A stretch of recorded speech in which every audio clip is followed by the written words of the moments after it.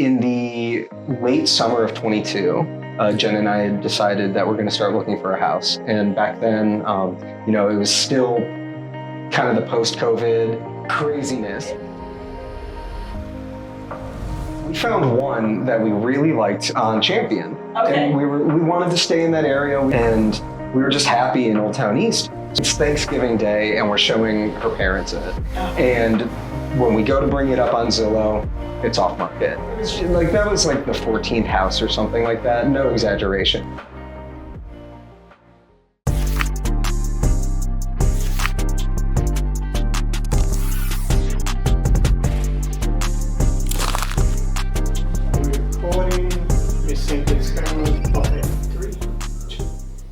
Well, it's Teresa, and like today we are getting into a whole different conversation. One of the things I love to do is I love to bring new information to the marketplace and really help folks to learn about different things that they can do that are really going to improve their life. Quick story about what happened is I was doing an open house in the Near East side of Columbus about maybe a week ago. It's not even been a week, maybe it's a week. A week ago on a Saturday afternoon, and it was a quiet open house. So I decided to do a little bit more driving through the neighborhood to just kind of get a feel for what's happening right now on the Near East side of Columbus. And this is I'm talking about south of Maine. If you are from Columbus, Ohio, there's been a lot of renewal, and some people would term it gentrification. Just a lot of good stuff happening in terms of renewing the neighborhoods. And so anyway, I drove on down the street, just kind of moving down the street, trying to get to understanding and looking around, and I stop dead in my tracks. I mean, stop dead in my tracks. And I said, hey, can I take a picture of your house? I'm telling you, it was just like that. Just like that. I'm in my car. Here I am, this strange woman pulling up. I see what I think might be the owners. I got Max here today, a week later. Max Hentosh, and I just had to look at his name, right, to make sure I said it right, because that's how new it is. I met him last Saturday or whatever. Max, welcome. Hi, Teresa. Hey! Did I tell it like it is? Yeah. Oh, yeah, absolutely. Yeah, all right. Just rolled up, window down. Hey, can I take a picture of your house? Yeah. Right. But let me tell you why I wanted to take the picture. Mm-hmm. The reason why I wanted to take the picture is because the house is an anomaly. The neighborhood is a neighborhood of 1900 built architectural homes, Mm-hmm. which have extreme details, and a lot of times people want to save those homes, right? Yep. And they love all the woodwork and the fanciness and the this and the that and the 3 stories. Yeah. But your home is like, it feels like, now I didn't go in, but it looks like 3 stories or at least 2.5, Yeah. And it's completely different. It's 100% modern. Mm-hmm. It is almost 2 rectangles, a taller one and then a shorter one. Mm-hmm. And it is some other material. It looks like New World material. I don't know, but it is stunning. It is stunning. Thank and you. it's got windows that are kind of, longer. Just talk about it. Tell us about it. And then you got to tell us the story and how this all broke down. Gladly. All right, so getting into what the house is, you are right, it's 2 rectangles. It's just 2 pieces of house that overlap, and in the center is where all of the mechanical plumbing and stairs are located. So it's very maximized of space. And you were there. The site itself is very tiny. It's it's a 65 foot by 37.5 foot lot. Wow. Yeah, very, very. What is that, like 0.12 acres or something like that? Yeah. Y'all, this is not even, it's not even a 1/4 acre lot. No, not even. But the house looks huge. How big is it? Finished square footage is 2,300 square feet. See, that's crazy to me. Yeah. It's a 2,300 square foot property on a 0.12 lot. I love it because it's ear to ear almost. Yep. Is there a backyard? It's about 8 feet deep. Wow. Yeah. So that's my intention.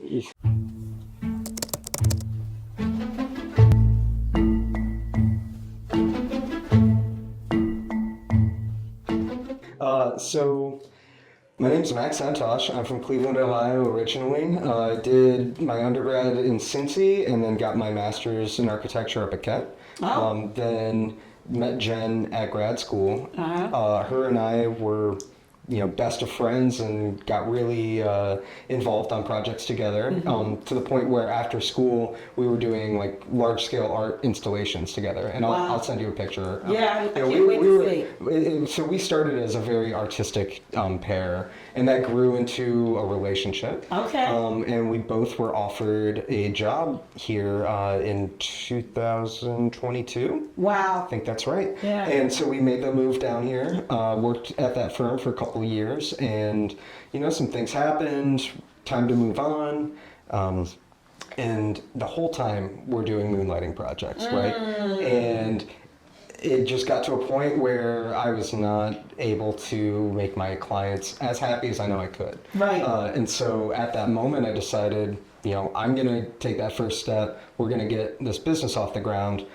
Jen got a promotion to go work at Gunzelman Architects. She's also an architect. She's also an architect. Yeah, that's crazy to me. Yeah. That takes some ingenuity to even get there. It's so much math, angles, science. It's all that. It's art. And materials. Yep. Yes. Oh yeah, it's a combination. We joke that it's a combination of everything. Yeah. You really have to have a broad, just a general knowledge of things to start to put things together like the way an architect does. Somewhere between 50 and 100, you can design for that. Okay. Our house is definitely on the around the 75 age. Okay. It will last, and if we maintain it well, it will last longer. Wow.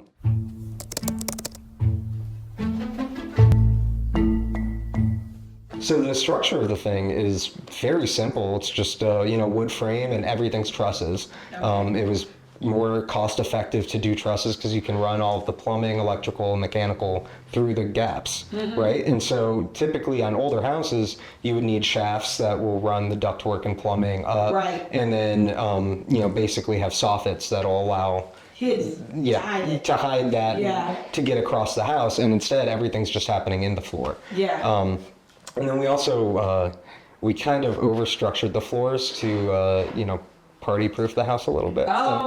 So it's quiet. Yeah. Oh yeah. Yeah. For It's strong. It's very strong. Strong and quiet. Okay. Yeah. Wow. So I guess getting into the design of the place, given that our lot is a small small fifth, Yes. up against an alleyway, we applied for a variance and were able to get an attached garage, which isn't allowed in Old Town East. Oh, I didn't know that. Wow. You can apply for a variance, but if you have a full-length lot, you always have to have a separate garage. That's just part of their zoning. Okay. So we were allowed to forego that because our house would have been the garage then. And so it's really just garage and all of the living amenities on the first floor. One wide open room, dining, living, and kitchen all together. And then the stairway leads up, and our hallway on the second floor is about 6 feet wide and 8 feet deep. It is like just a small box. Right. And all of the rooms in the house are connected to that upstairs. So we have a large studio. The entire space of the garage is a massive art and music studio above it. Oh, wow. And so that's where the third floor comes in. We have a loft up there as well. Oh, and you have a basement. And we have a full basement. A full basement, because I know Jen was saying it would cost a lot less, like if you did this house with no dig out. So full disclosure, the house was around $440. Okay. All in.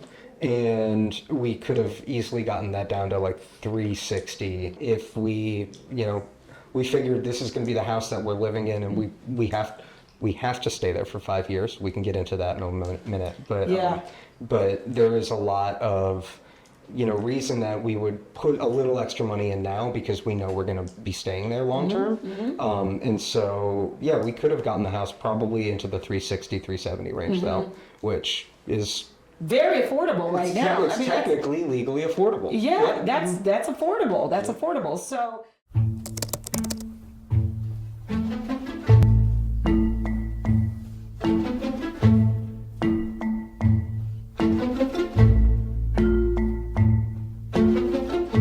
can I backtrack? Go ahead. Yeah, okay. yeah. So in the late summer of 22, Jen and I had decided that we're going to start looking for a house. And back then, it was still kind of the post-COVID I know. craziness. It right? was crazy. Yeah. Yeah. So we were, looking around, touring houses, and then, the next day those houses would be off the market. Just absurd. And so we found one that we really liked on Champion. Okay. And we wanted to stay in that area. We were working downtown at the time, and we were just happy in Old Town East. So we find this house. It's Thanksgiving Day, and we're showing her parents it. Uh-huh. And when we go to bring it up on Zillow, it's off market. Oh my God. It was that was like the 14th house or something like that. No exaggeration. There's a lot of people going through that. Yep. I mean, at that time, but now it's still, if it's an ideal hot location, it's the same. Yeah, it still goes. Yeah, it's still going on. Yeah. Seller's market. Right. Mm-hmm. And so we're sitting around joking about how, well, we could design our own house, but neither of us have really put any thought into, the financials, the practicality of it all. But both being architects, we're like, okay, wait, maybe we can explore this a little bit.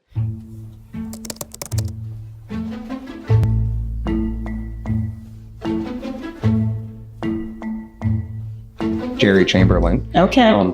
But he's the one that kind of tipped us onto the land bank website. So the Columbus Land Bank has a mix of foreclosed on lots and subdivisions at a lower cost that they open to the public and gear towards single family long-term occupant. Right. Stabilization. Yep. Folks that are going to come in and stabilize the neighborhood. So what was that process like? Relatively simple. You apply for the lot that you want, and you can either apply without any limitations and get the lot for what price they've got listed, or the route that we took, we signed a 5-year owner occupancy contract. Okay. So that means we are locked into living in the house for 5 years minimum. Mm-hmm. And if we break that, there is a $20,000 fee that we pay back to the land bank. Oh. So, there is an incentive to not break it. Yeah. But it was kind of a no-brainer. Yeah. But the benefit of doing that is that we got the lot at half price. So we actually got that lot for like $4,300. Oh my goodness. Yeah. So, we applied for it. With the application, we also had to have a rough version of the house plans done. Mm-hmm. So we recently went back and looked at the timeline of the entire process from the day after Thanksgiving when we decided we were going to go ahead and explore this. Mm-hmm. 2.5 weeks later, we had a rough version of the plans done, and we're applying for the land bank. Mm. So, which never expect an architect to get house plans done in 2 weeks. That is, just don't do it. 3 to 4 months is your timeline. Yeah. So the application went through, no problem. That turned into 5 different processes all together at once. Securing the construction loan, getting our zoning variances taken care of, finishing the plans to get a full building permit, and then getting all of those 3 things to kind of coincide together so that way we could close on the lot using the construction loan. Right. But the construction loan wasn't going to kick in until we had building permit and building permit. All that. Yeah, so it was just this whole ball that was a really great experience to learn how to navigate. I do want to say that for the land bank properties, to apply for the owner occupancy, and I think just as a residential builder, you can't own any other properties. Oh. So it is not for developers. Oh, okay. Yeah. So at least that's the 50% off. The 50% off, yeah. Right? But I think you can develop.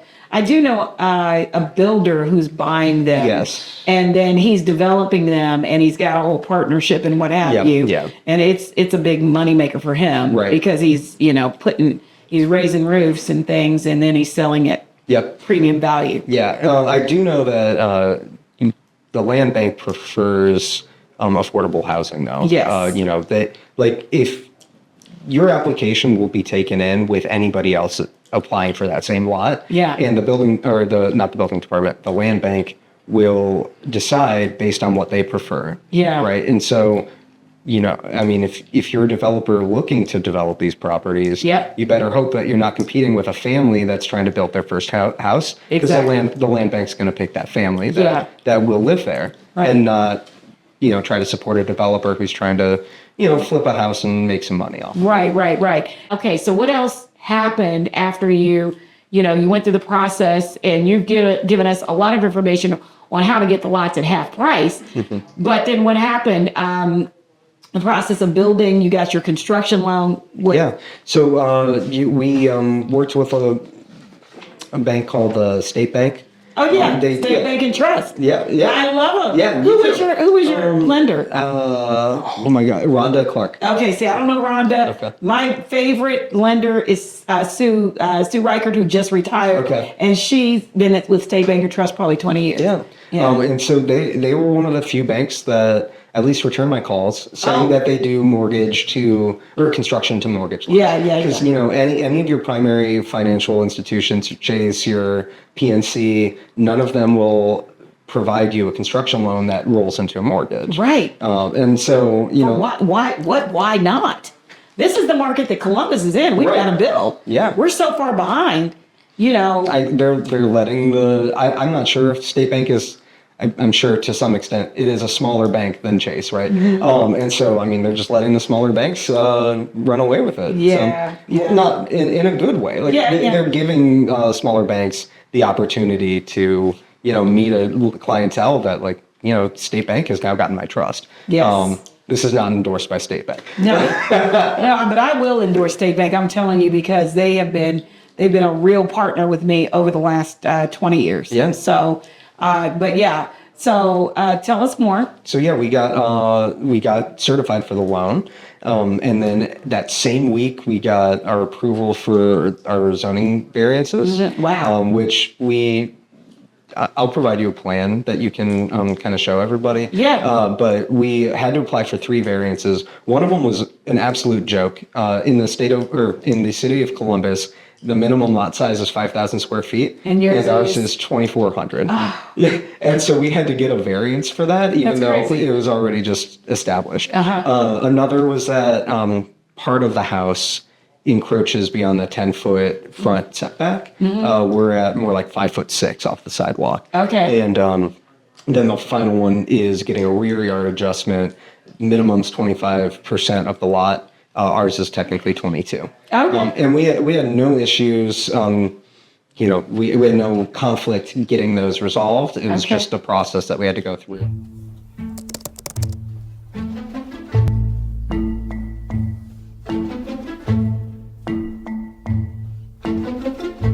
Two months of meetings, and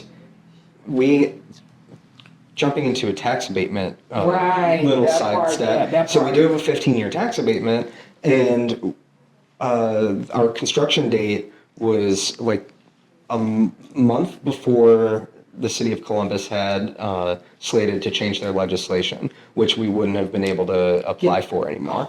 And so we were like really nervous that if we miss any of these meetings, if we have to go back, if we have to do anything over, we're going to miss that 15-year tax abatement. And that's so crazy. Yeah, that would have really hurt. But you got it. We got it.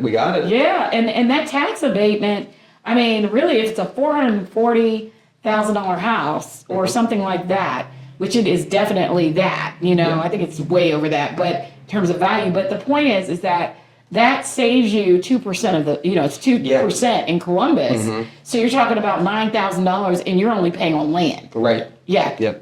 Y'all better know. You better learn something today, because I'm telling you, that's the greatest thing. So that $8,000 or $9,000 that you might have to normally pay is reduced. Your cost is reduced by that amount. Yep. And that's about $750 a month that you're not paying, which means that it reduces your house cost. Listen, I'm doing the math in my head to equal to a $340,000 house. It's a $100,000 house cheaper. It's so amazing. So much, yeah. Yeah, amazing. And so we had our contractor signed on. There was a good process of meeting with him throughout the whole process. Getting his input on, where we might be able to save a little bit of money, where, he foresaw some challenges. And so I just want to take a second to say that it's really good if you're thinking about building a house. I would highly recommend at least speak with an architect. Like you don't need to hire one necessarily, but at least talk to one, because they will approach it from an advocate, like as an advocate from your corner. Right. That is the architect's role. Like we work on behalf of our client. Yes. Not as an opponent to the contractor. Right. But in a way that the contractor, as a means for the contractor to interact with the owner. Yeah. But with somebody with more of the construction knowledge that the Yes. contractor's language. You know? Yes. Yeah. And so working with Jerry was fantastic. I try to bring him into any project that I take on now because he's fantastic. Yeah, you got to have that level of trust. They got to do what they say they're going to do.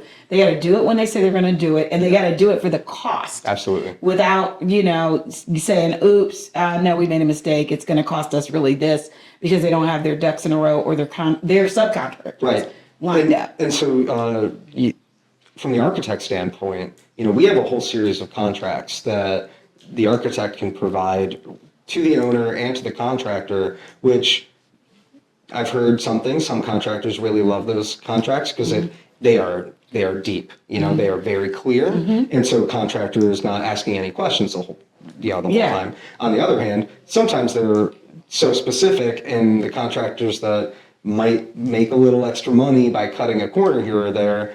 You ain't cutting no corners. They're getting not screwed. with you. Yep. And so again, I don't think that everybody should hire an architect. I don't think that's necessarily a requirement. But speaking with an architect will at least get you on that foundation point of knowing the best path forward. What does it cost to get an architect to create the plan, just from start to finish? Like, what's the cost of that? Or they could maybe buy some plans that you could modify and save some money. Would that? You can. Or would you prefer not? I personally, I would prefer not. Okay. I think, you might run into somebody, like some architect on the street who would be willing to do something like that. But the kind of cohort that I'm associated with would prefer to offer a slightly lower price and have full say in the design with the client, rather than the client just say, "Can you make blueprints of this?" Because, I mean, frankly, if you're going to go ahead and purchase the plans, you don't need to be a licensed architect to submit single-family plans, and it's just single-family. But you don't need to be licensed to do that. So, your average homeowners could go ahead and purchase plans online and submit them. But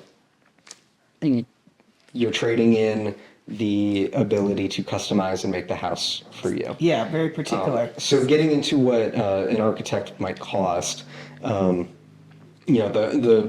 set of plans I did for this house realistically would have been somewhere between $10,000 and $16,000. Okay. And that is out the door. That's out the door. The architect takes care of all of the applications for permit. Oh, yes. They should go to zoning and various meetings on your behalf, which of course you're welcome to attend.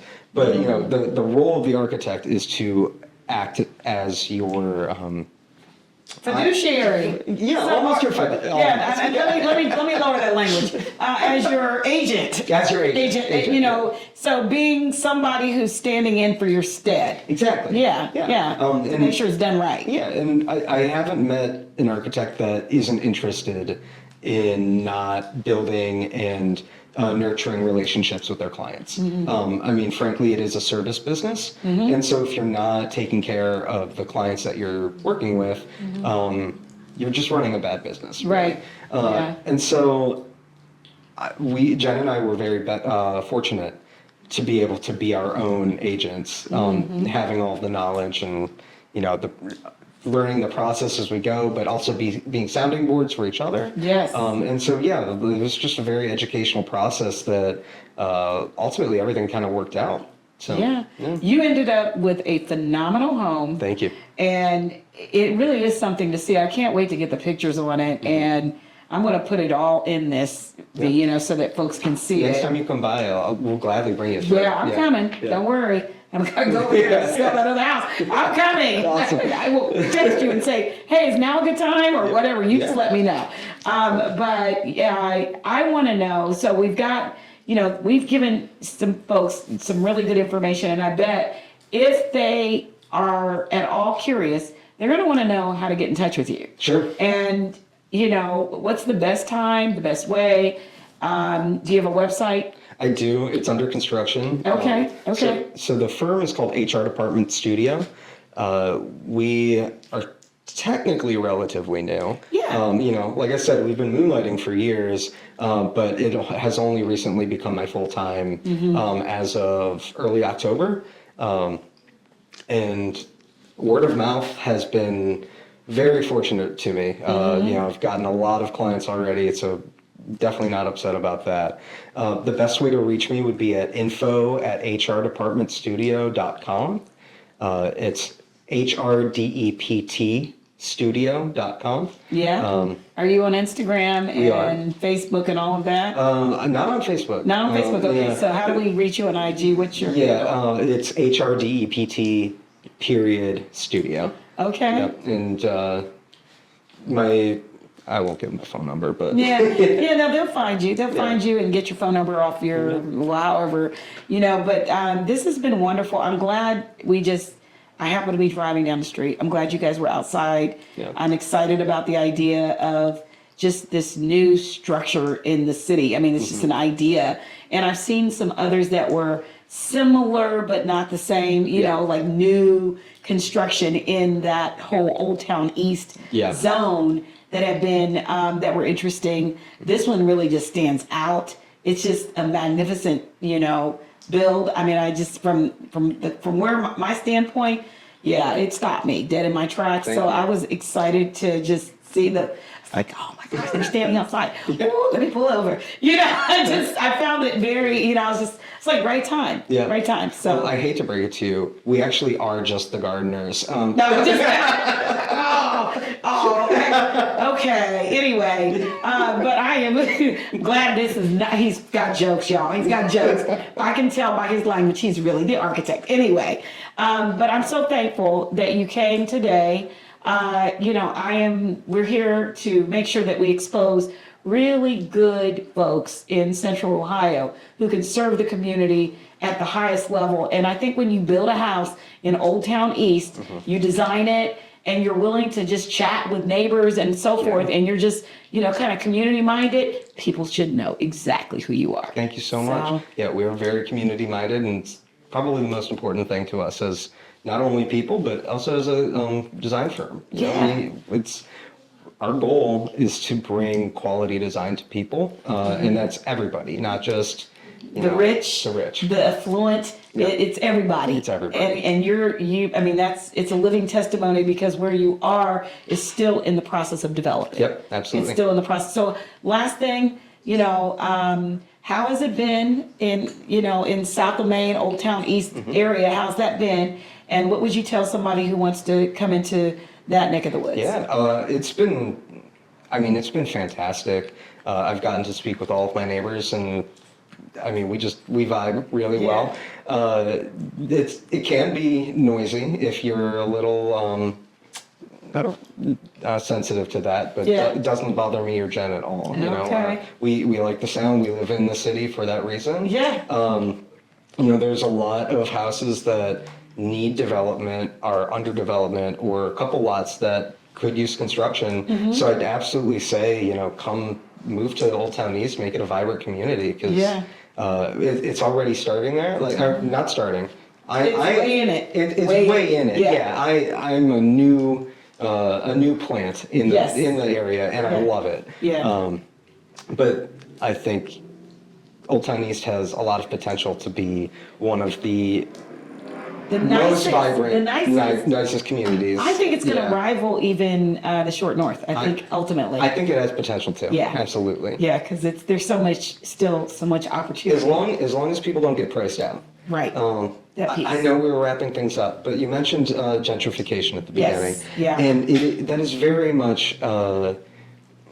It depends on which aisle that you stand on whether it's good or bad. Yeah. And I think development isn't inherently bad. It's when there aren't policies in place that prevent people that have lived in the communities for so long To remain. to remain. Yeah, exactly. Yeah. And I wish I was more knowledgeable on if legislators were doing that or not.